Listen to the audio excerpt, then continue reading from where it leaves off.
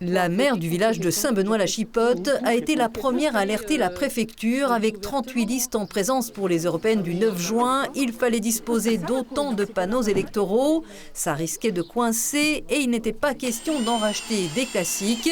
On a donc opté ici pour le système D, moins cher et réglementaire. Les panneaux officiels coûtent très cher, effectivement. On peut avoir des subventions, attention.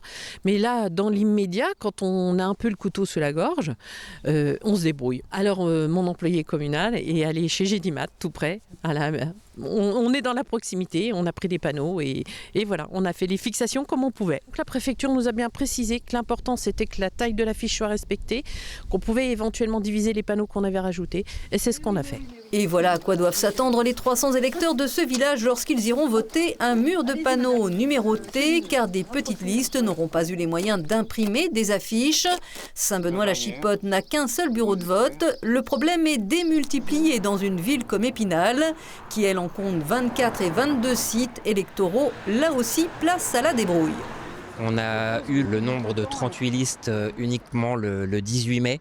Il fallait que tous les sites soient installés en 10 jours, avec en plus le week-end, le grand week-end du lundi de Pentecôte. On a dû compléter notre stock de panneaux par des panneaux bois qui ont été fabriqués en interne par les services techniques. Un casse-tête pouvait en cacher un autre, le nombre des assesseurs. À Saint-Benoît-la-Chipote, on pourra compter sur le civisme des habitants, mais à Épinal, on recrute.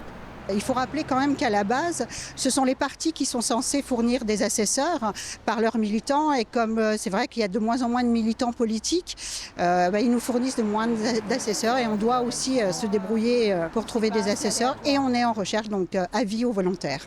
On le rappelle enfin, les européennes, c'est un vote à un seul tour le dimanche 9 juin au suffrage universel direct, avec déjà un gagnant, 38 listes, un record. Elles étaient 34 en 2019.